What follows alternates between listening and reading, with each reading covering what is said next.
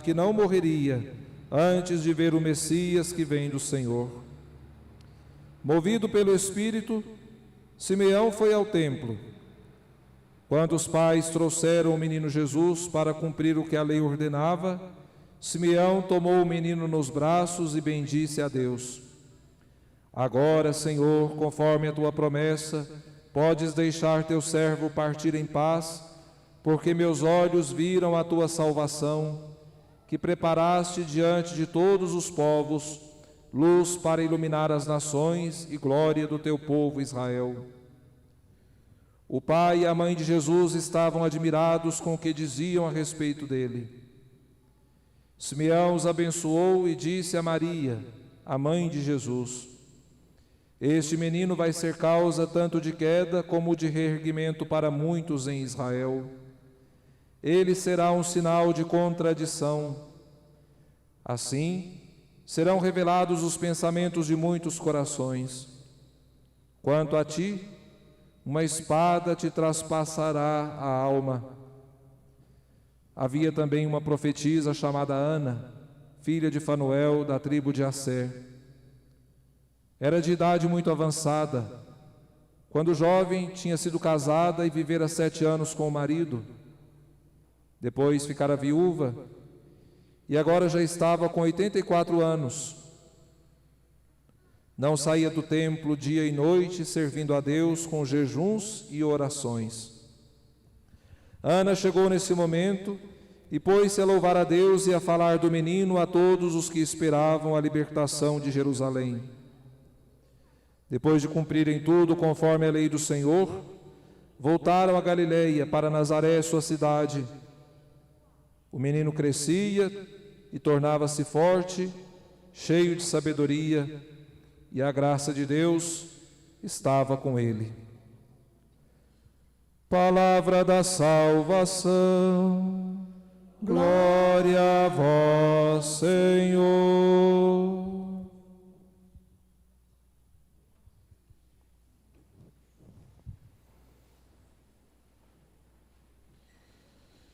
Que a palavra de Cristo, com toda a sua riqueza, habite em vós. Queridos irmãos e irmãs presentes aqui no santuário do Senhor Bom Jesus,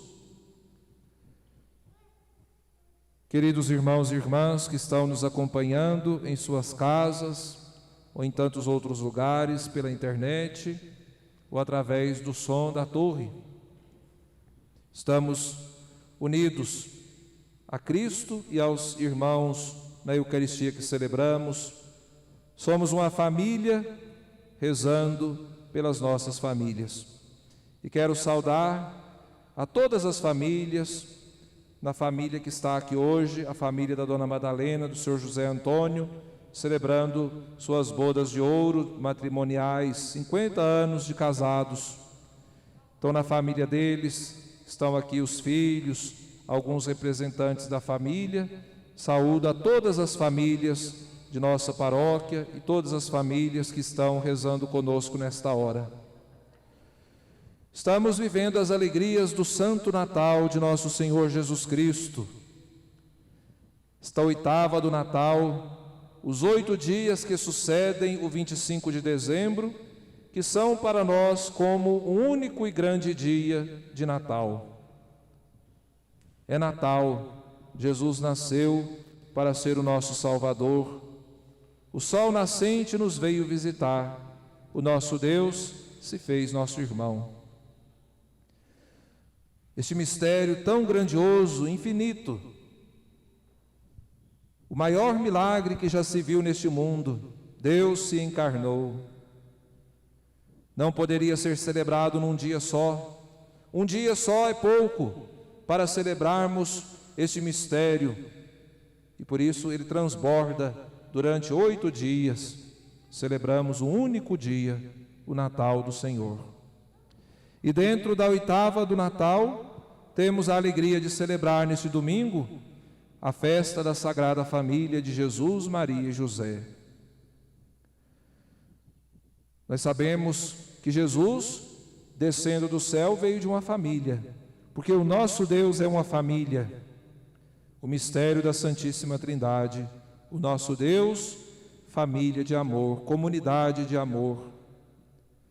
O Pai, o Filho e o Espírito Santo, 3 pessoas divinas, mas num só Deus, a perfeição do amor. Então Jesus desce do céu, vindo da família trinitária, e nasce aqui neste mundo também numa família. Família é tão bom que até Jesus quis ter aqui neste mundo uma família para si. E Ele vem para santificar todas as famílias humanas, trazer dignidade.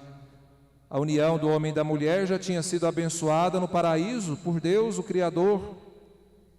E quando Jesus nasce numa família, Ele abençoa ainda mais e santifica ainda mais a união familiar. Nós sabemos que Deus poderia ter feito diferente. Para Ele nada é impossível. Jesus poderia ter vindo de outra forma, de uma maneira extraordinária, não tão simples assim, como nós todos nascemos numa família. Jesus poderia ter aparecido de repente, milagrosamente, no templo de Jerusalém, e todos aí iriam saber que Ele era o Filho de Deus, o Messias. Poderia ter nascido no palácio de Herodes, no palácio de César, em Roma. Mas Ele escolheu uma família humilde, simples. Nasceu de Maria Santíssima, a Virgem de Nazaré. Nazaré, que era um lugar perdido, uma cidade mal afamada. Chegam até a dizer no Evangelho: pode vir alguma coisa que preste de Nazaré? E Jesus nasce de Maria, a jovem humilde, simples, pequena de Nazaré. Tem como seu pai adotivo um homem trabalhador, justo, um homem simples, silencioso, mas obediente à palavra de Deus. Então Jesus nasce em uma família para santificar toda a família humana, que nos nossos tempos é tão atacada de todos os lados. A família é a célula-mãe da sociedade, a família é a base de tudo. Se a família vai bem, a sociedade vai bem. Se a família vai mal, a sociedade também não progride. A sociedade também adoece. Então hoje, festa da Sagrada Família, queremos rezar para que as nossas famílias possam se espelhar na Sagrada Família de Nazaré, modelo para toda a família cristã. Nós sabemos que não existe família perfeita, porque nós não somos perfeitos. A família humana tem as suas imperfeições, como tudo que é humano. Mas hoje rezemos pela nossa família. Pode ser uma família com várias dificuldades, nem todas as famílias têm as suas limitações, mas é a família que Deus nos deu. Então sejamos agradecidos, louvemos a Deus pela nossa família, amemos a família que Deus nos deu.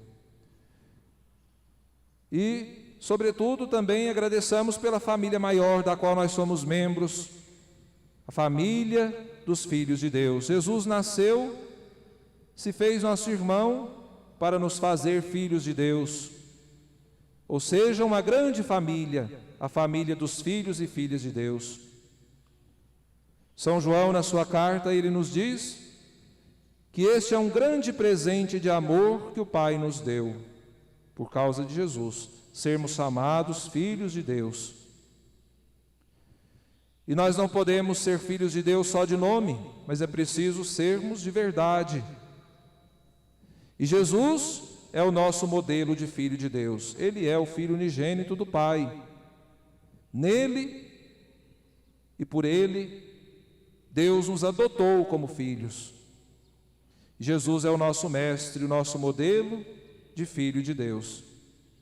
É por isso que o Padre Zezinho, o grande catequista do Brasil, sobretudo através das canções, ele, em uma de suas músicas, diz: que bom seria se o Natal não fosse um dia,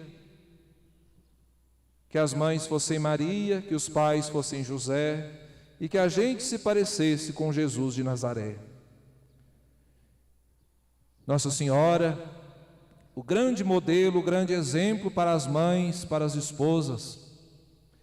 Ela, obediente a Deus, a serva do Senhor, disse sim a Deus e com a sua ternura, com o seu amor, acolheu Jesus e acolhe a todos nós, porque ela recebeu dele a missão de ser a nossa mãe, ser a mãe desta grande família de Deus.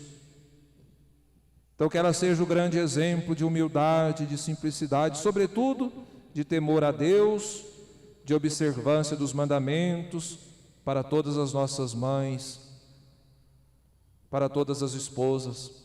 Que São José seja o grande exemplo a ser seguido pelos pais de família, pelos esposos.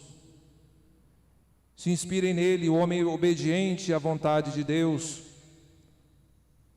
silencioso e humilde, mas praticante de tudo que Deus lhe pedia.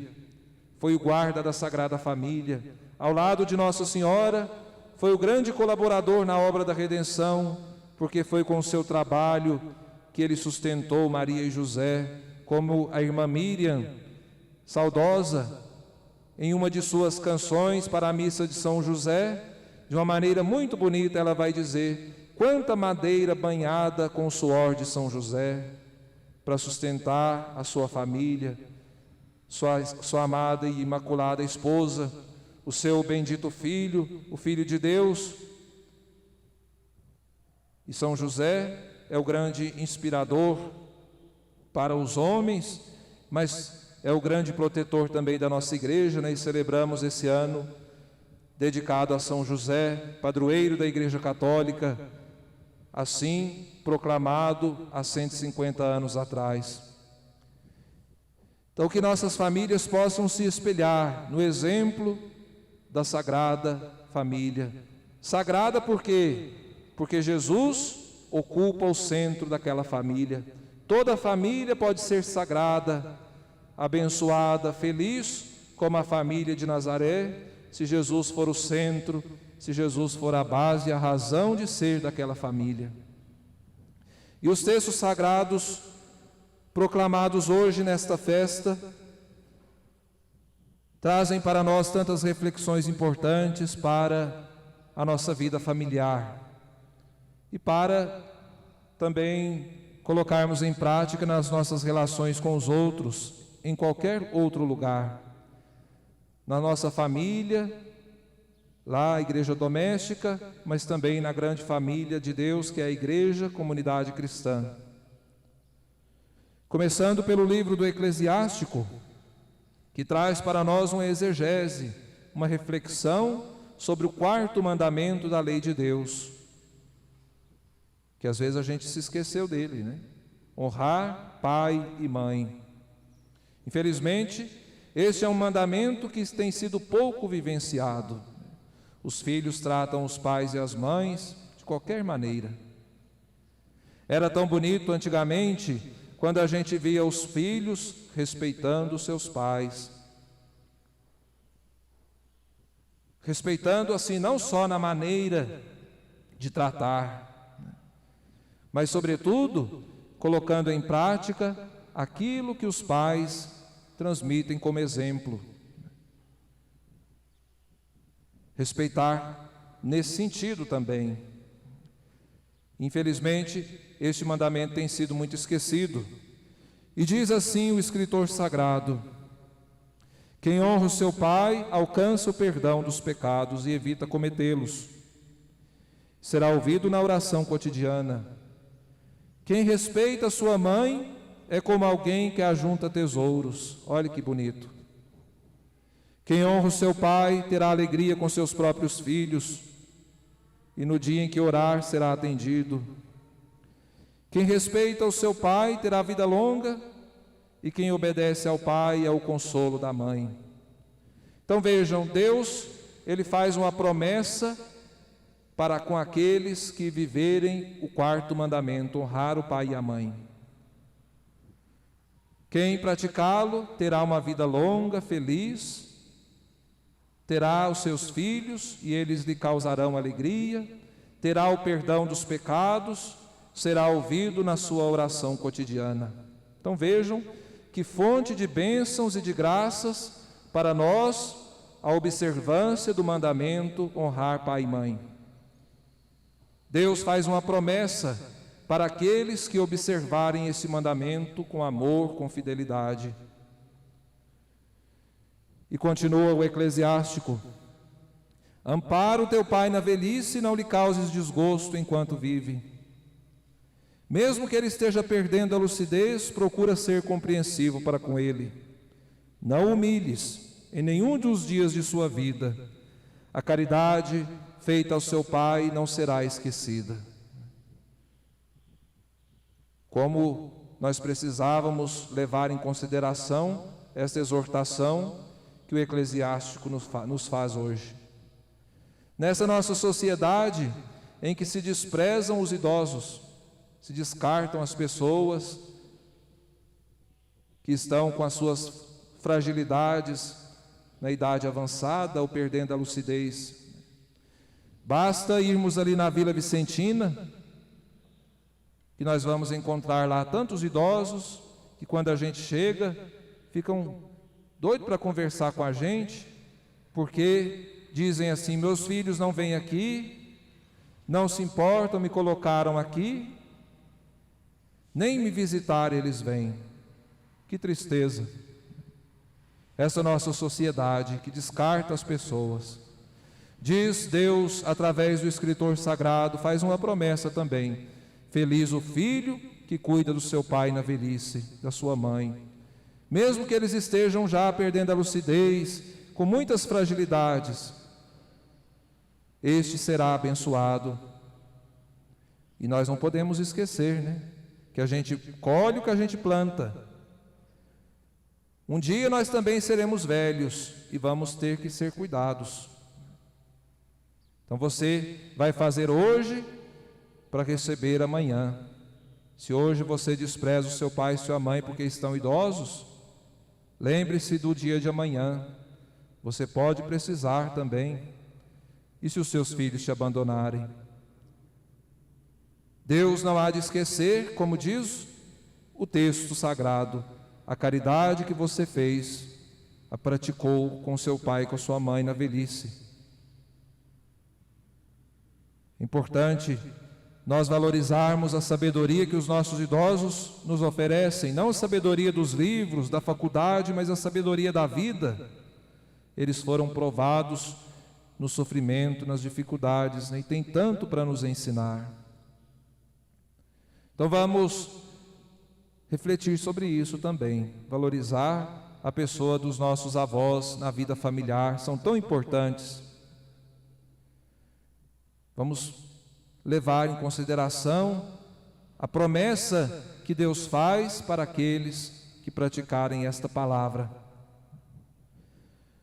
São Paulo, na segunda leitura, falando aos Colossenses, ele nos traz orientações para a vida familiar.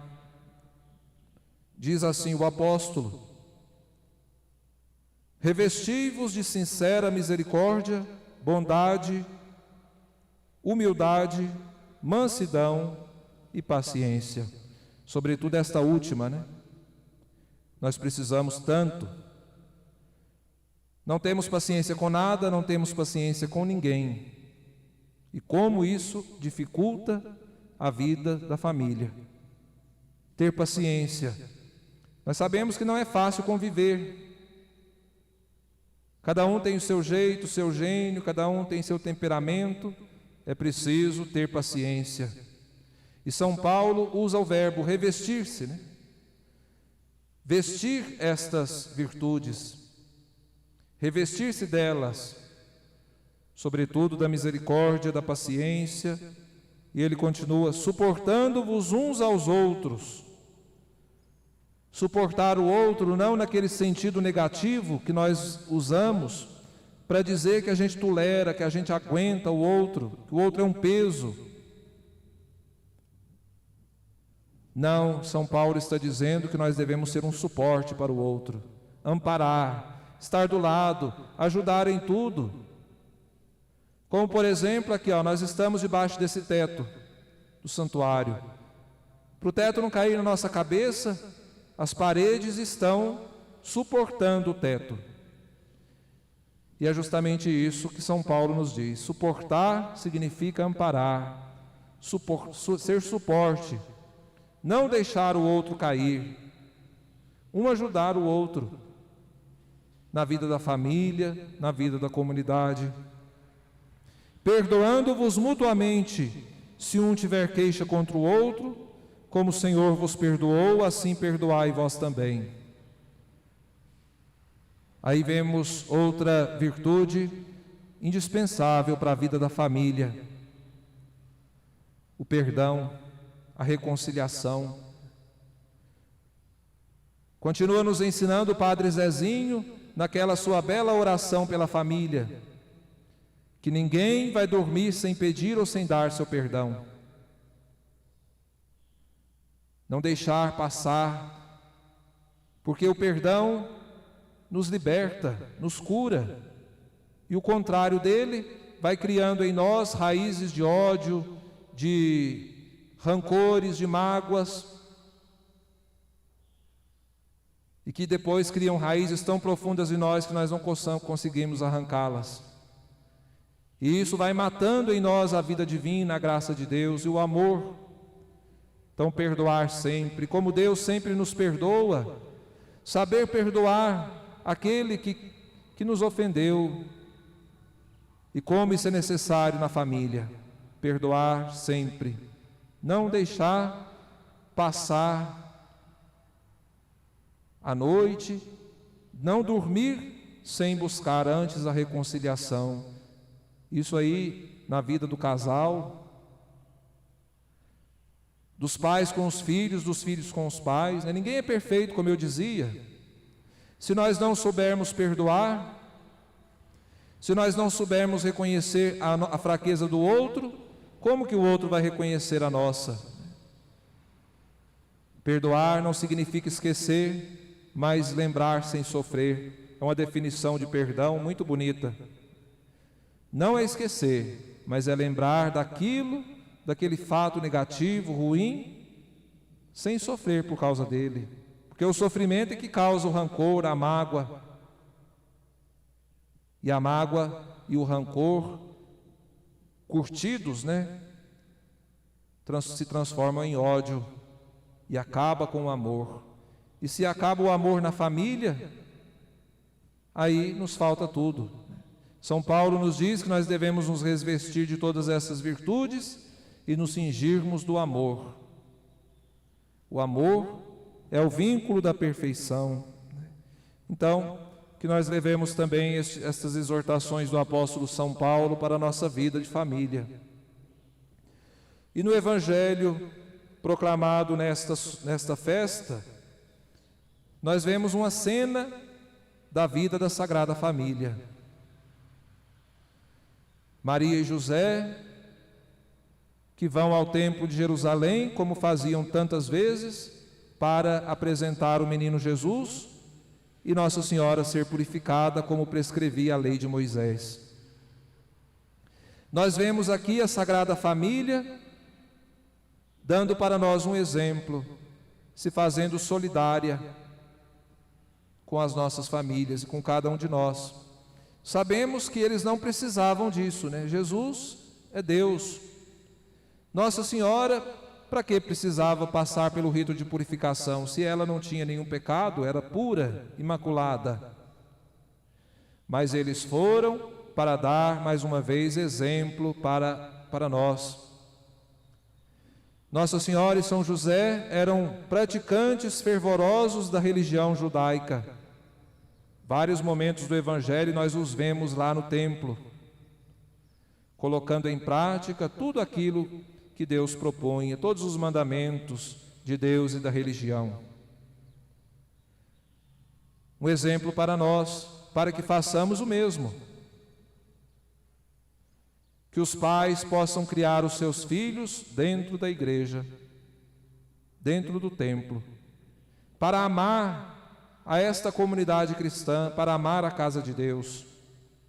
Não adianta depois, quando os meninos estão adolescentes e jovens, chorar, porque eles não querem saber de Deus e nem da igreja, querem ir para outros lados, querem seguir outros caminhos. Não adianta chorar. Tudo começa de cedo. Tudo começa quando a criança é pequena. O exemplo de Nossa Senhora e São José levavam o menino Jesus ao templo, à sinagoga.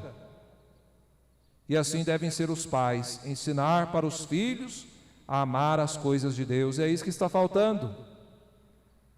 Antigamente, a gente escuta os nossos avós contando, as pessoas mais idosas. Grande parte morava na roça. Quando chegava o domingo, arrumavam os meninos todos, e eram famílias maiores, né? Os pais tinham pelo menos 10 filhos, de 6 até 10 filhos. Arrumavam os meninos todos e andavam até distâncias longas para chegar à igreja, para participar da missa todo domingo. Quando era a Semana Santa, quando tinha alguma festa, faziam até roupa nova para as crianças irem na igreja, né? Tinha até a roupa de ver Deus.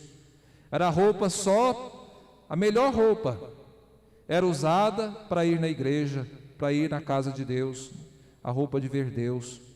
Hoje em dia se preocupam muito com as roupas para as coisas do mundo, como o São Paulo dizia, né? Revestir-se das virtudes, né? Revestir-se de Cristo, mas se preocupam com as festas do mundo, com as coisas do mundo, e se sobrar tempo, vão na igreja como se fossem em um lugar qualquer. Talvez dão mais valor para ir numa festa, para ir num bar, para ir em outros lugares, do que na igreja, na casa de Deus. São valores que as nossas famílias vão perdendo. São valores que, infelizmente, as famílias vão perdendo a cada dia. Não poderia ser assim. Então, o exemplo que a Sagrada Família nos dá, observar os mandamentos. Vocês conhecem, né? Os mandamentos da lei de Deus e os mandamentos da igreja. Não preciso aqui repeti-los. Um dos mandamentos, guardar os domingos e os dias santos. Guardar no sentido de consagrar aquele dia a Deus e estar na casa de Deus. Nem nesses tempos da pandemia estamos tendo tanta dificuldade para participar da missa. Tem que agendar, tem que marcar, tem restrições. Mas vamos pensar, antes dessa pandemia, nem sempre dávamos valor à missa, e às vezes a gente dá valor só depois que a gente perde. As igrejas ficaram fechadas aí vários meses, e as pessoas tristes, porque não podiam ir na igreja. Mas quando estava aberta, nem sempre iam. Por qualquer motivo, deixavam de ir na igreja. Muitos católicos, que se dizem assim católicos, mas não fazem nem o mínimo que um católico deveria fazer para ser considerado cristão, né? Tem muito católico que não é cristão. Vocês sabem que o cristão vem primeiro do que ser católico. Primeiro nós somos cristãos, depois que somos católicos. E tem muito católico que nem o mínimo faz. O que é o mínimo? Participar da missa aos domingos.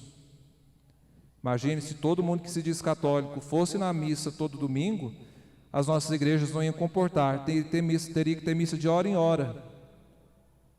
Então é só para vocês pensarem.